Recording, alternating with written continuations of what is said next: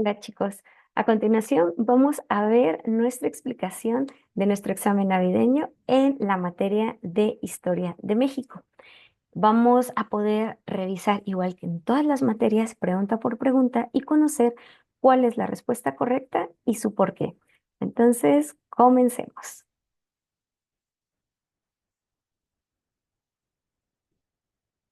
Bien, entonces aquí tenemos cada una de las preguntas que compusieron nuestra sección de Historia de México. Vamos a comenzar con la número uno. Sin los pueblos prehispánicos no hubieran dejado de ser nómadas. Recuerden que, bueno, cuando tenemos este tipo de preguntas, la recomendación es que primero leamos todo el texto o toda la línea para saber de qué se trata. Bueno, aquí podemos ver que en nuestras opciones vienen varias cuestiones que tienen que ver con actividades. En aquellas pues se podía obtener en la mayoría de ellas alimento o la astronomía en el caso de la respuesta D. Pero vamos a ver, ¿sin cuál de ellas realmente los pueblos prehispánicos no hubieran dejado de ser nómadas? Bueno, recordemos que nómadas eran aquellos pueblos o más bien aquellos pobladores que andaban de un lugar a otro, que se movían constantemente en búsqueda precisamente de alimento. Entonces, cuando se transita a establecerse ya las primeras poblaciones, ahora sí tenemos la cuestión del sedentarismo, es decir, que se establecen, que desarrollan primero pues comunidades, luego grandes ciudades. Entonces, ¿qué actividad va a ser la determinante para que se dé el sedentarismo? La respuesta correcta es la letra C, la agricultura. Una vez que se logra la domesticación de grandes extensiones territoriales, pero sobre todo de poder cultivar estas fuentes de alimento, pues se va a poder dar la posibilidad de que se pueda alimentar a grandes poblaciones. Entonces, y no solamente de una manera estacional, es decir, se va a poder procurar el alimento ya de una manera más específica, prolongada, y esto va a ayudar a tener esa posibilidad de establecerse y tener las fuentes de alimento ahí mismo. En nuestra siguiente pregunta, nombre de la primera institución que creó la corona española para la organización de la Nueva España, cuya función fue regular la entrada de mercancías y el cobro de impuestos. Bueno, aquí ya transitamos desde lo prehispánico hasta la colonia. Vamos a ver algunas de las instituciones que se crearon, pero en específico, ¿cuál fue aquella que permitió la regulación de mercancía y el cobro de impuestos? El Consejo de Indias, no, esta cuestión se trató más de una cuestión política. La Casa de Contratación de Sevilla, efectivamente, esta va a ser nuestra respuesta correcta, pero bueno, descartemos las otras. La Santa Inquisición, bueno, esta va a ser después y recordemos que tiene que ver más con las cuestiones de sanciones, aquellos que no procuraban el mismo culto, en este caso, pues la cuestión católica. Las cajas reales, que si bien tienen una función económica, y también de la recaudación de impuestos van a existir posteriormente y estas no tienen específicamente la facultad de la regulación de mercancías. Entonces, la respuesta correcta es la letra B, la Casa de Contratación de Sevilla. Recordemos también que la podemos relacionar porque el único puerto que en España estaba pues facultado para hacer este intercambio de mercancías con la Nueva España era Sevilla. Por ningún otro puerto de España podrían ni entrar ni salir de manera legal las mercancías hacia la Nueva España. Entonces, esta sería nuestra respuesta correcta. En nuestra siguiente pregunta, el movimiento de independencia de la Nueva España tuvo como algunas de sus consecuencias, perdón, como algunas de sus causas. Acuérdense que aquí en la cuestión de las causas es qué lo originó o qué dio paso a esto. Entonces vamos a leer nuestras opciones. Las reformas borbónicas y el resentimiento de los criollos. Pudiera ser, ahorita vamos a ver nuestras otras opciones, pero esta la dejamos aquí pendiente.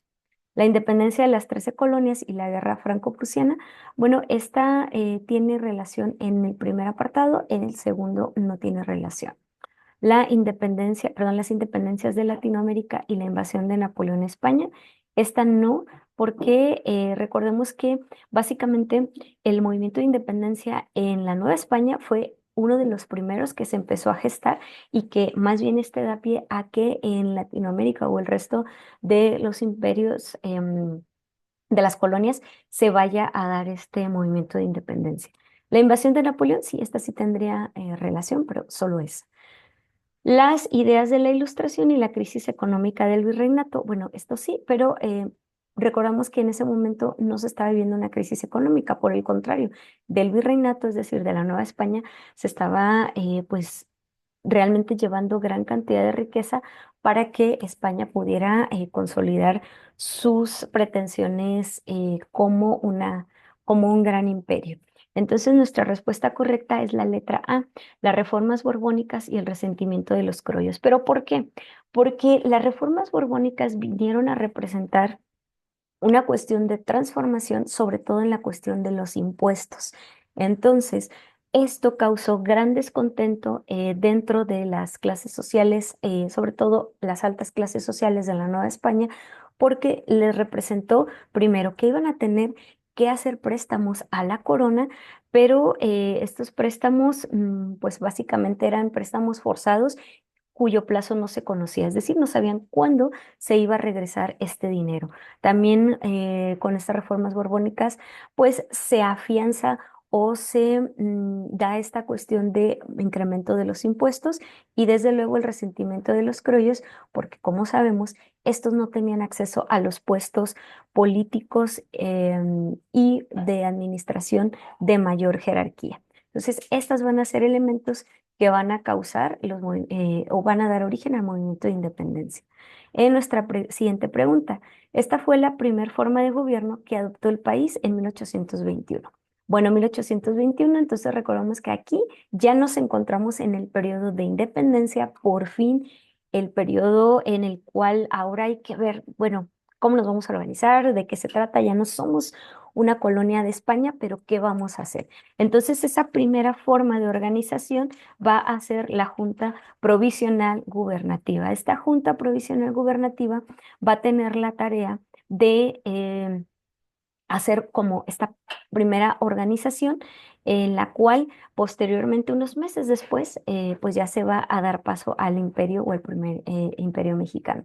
Entonces, solo recordemos que en este periodo tan convulsionado después de la independencia, vamos a tener varias formas de gobierno, pero que la mayoría van a durar muy poco, algunas solo meses. Va a haber presidentes que duren un día, va a haber cuestiones legislativas también que duran pocos años o pocos meses. ¿Por qué? Porque precisamente estamos transitando como nueva nación a esta cuestión de ponernos de acuerdo cuál va a ser la forma de gobierno. ¿Ok?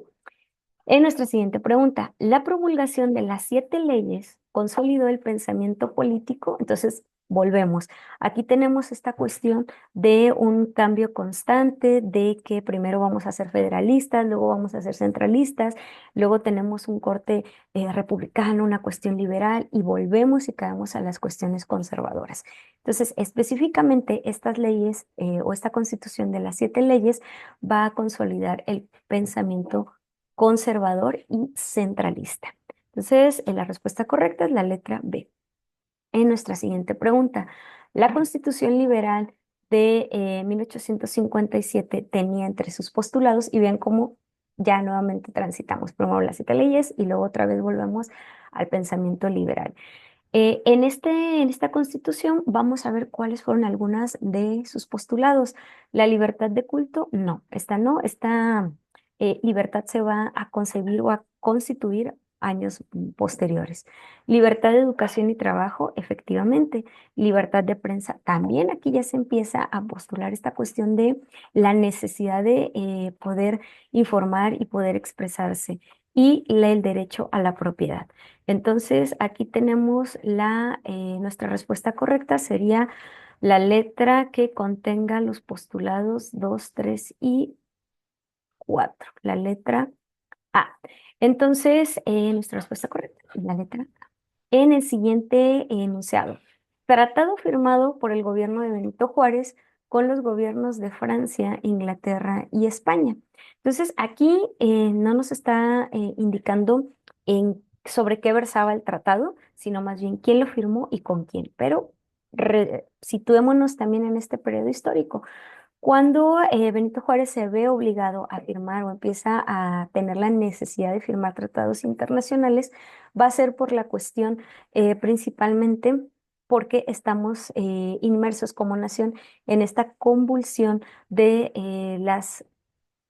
en medio de la reforma y que va a dar paso a esta pugna nuevamente entre liberales y conservadores. Entonces, en medio de esta pugna, obviamente el país se encuentra inmerso en una cuestión em, militar, o sea, va a haber enfrentamientos, vamos a tener esta cuestión prácticamente de guerra interna y por lo tanto Benito Juárez en ese momento determina, no podemos pagar la deuda externa, vamos a frenar momentáneamente el pago de esta deuda y es aquí cuando pues tiene este acercamiento con Francia, Inglaterra y España y a través de los tratados de la soledad se llega como a una renegociación donde posteriormente pues se harán esos pagos.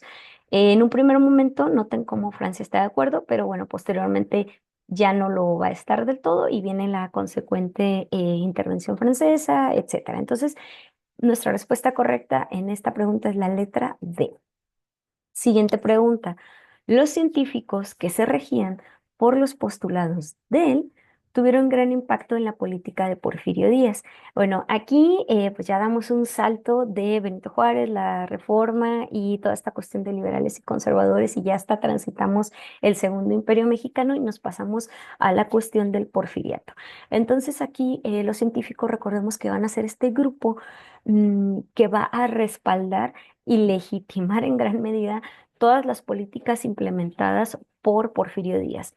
Entonces, van a obedecer a una corriente o a ciertos ideales que van a situarse en la línea del positivismo. Y básicamente lo podemos resumir en la famosa frase orden y progreso. Entonces, ellos creían, y a través de estos postulados del positivismo, que va a ser una corriente ideológica que surge en Europa, específicamente en Francia, y recordemos que el porfiriato va a estar influido en gran medida por las cuestiones francesas, la cuestión ideológica no va a ser la excepción. Entonces, aquí lo que se buscaba o cómo se buscaba legitimar esta dictadura era que por cómo se encontraba o el estado en el que estaba la nación mexicana, no podía desarrollarse en medio de una situación democrática. Necesitaba mano firme, necesitaba dirección de mano firme. Por lo tanto, vamos a optar por esta cuestión del orden y progreso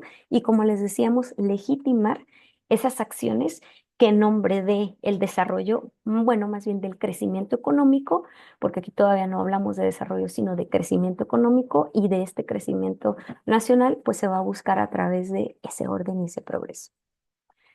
En la siguiente pregunta, la Revolución Mexicana inició como una protesta principalmente, pero a lo largo de los años sus protagonistas le fueron imprimiendo un carácter.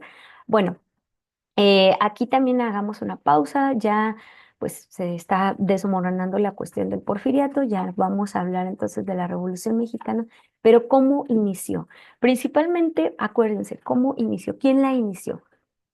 Madero. ¿Y qué buscaba? ¿Cuál era su lema?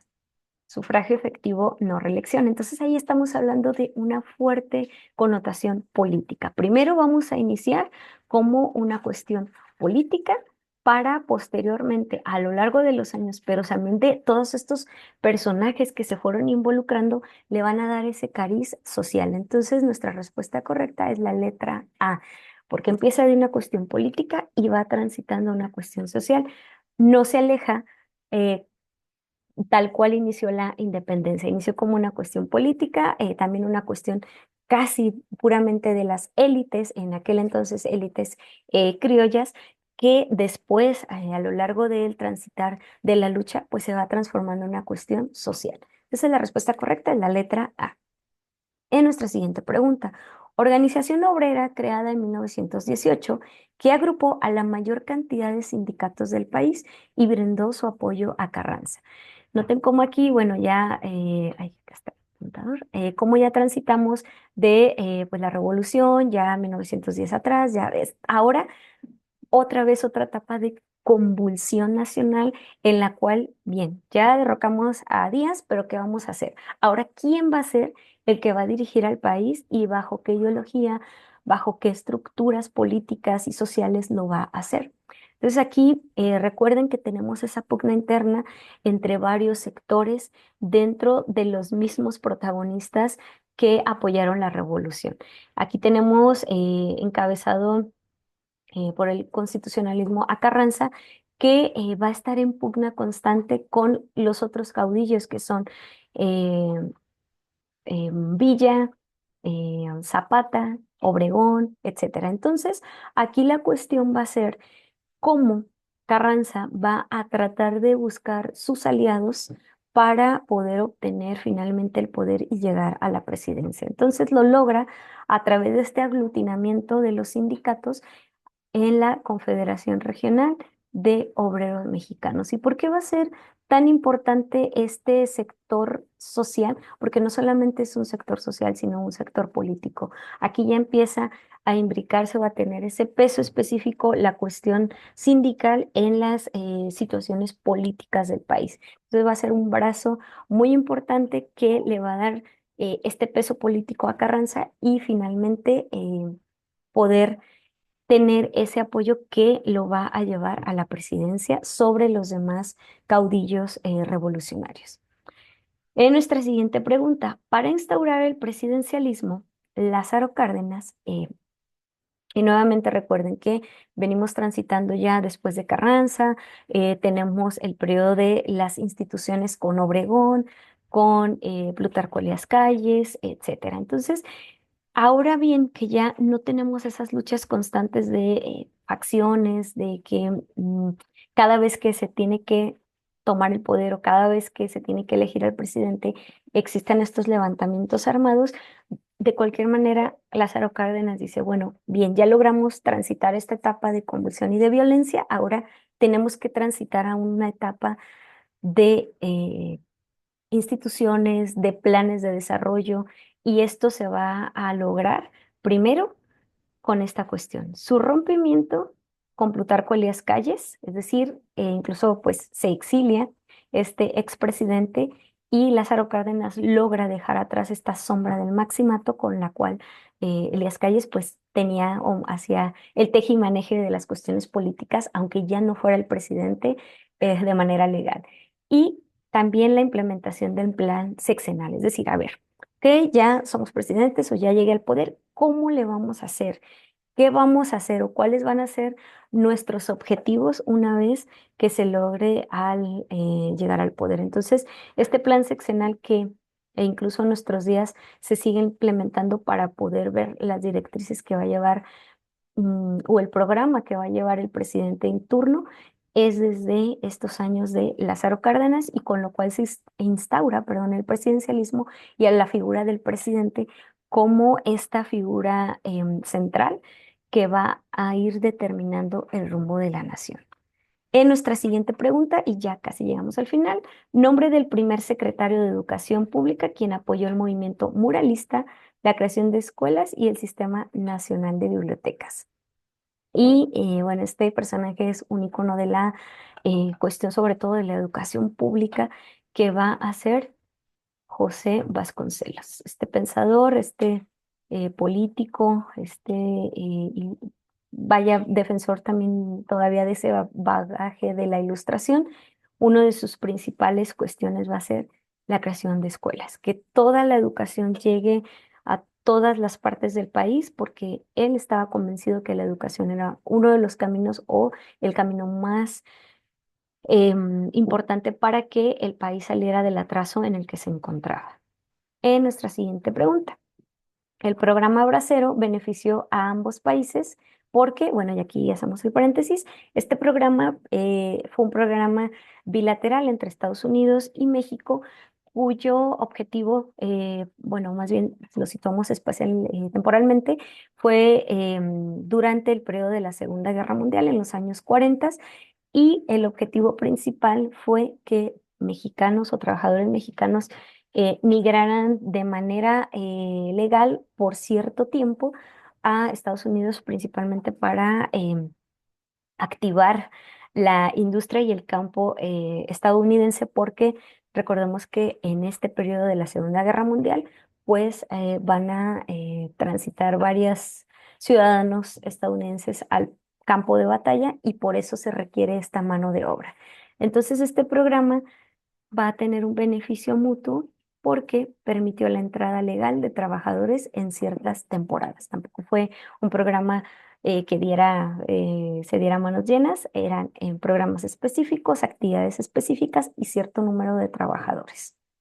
Y por último, el periodo neoliberal se inició en el periodo presidencial bueno, aquí también hay que hacer el paréntesis, esta cuestión del neoliberalismo va a ser esta ideología que transita hacia la reducción del Estado, donde el Estado ya no tenga que intervenir netamente en las cuestiones, sobre todo económicas, para que la economía, pues con estas ideas desde el liberalismo que se vienen dando, que la economía se equilibre sola, que las leyes del mercado le den su lugar a cada quien.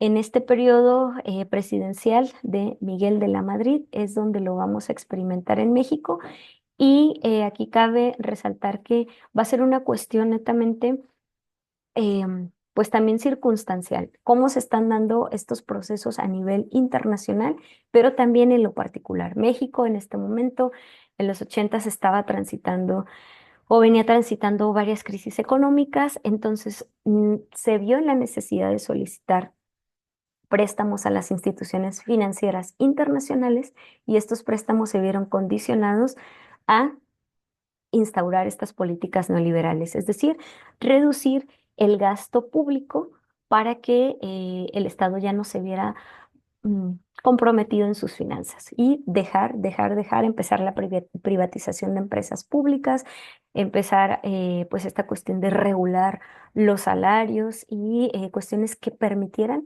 a razón y a los ojos de estos lineamientos neoliberales, el crecimiento económico. Entonces, con esta última pregunta llegamos al final de nuestra explicación y con ello también, pues esperamos que haya sido de gran ayuda y con toda la revisión de las demás materias les sirva para tener una mejor preparación camino a su examen de admisión. Muchas gracias y hasta la próxima.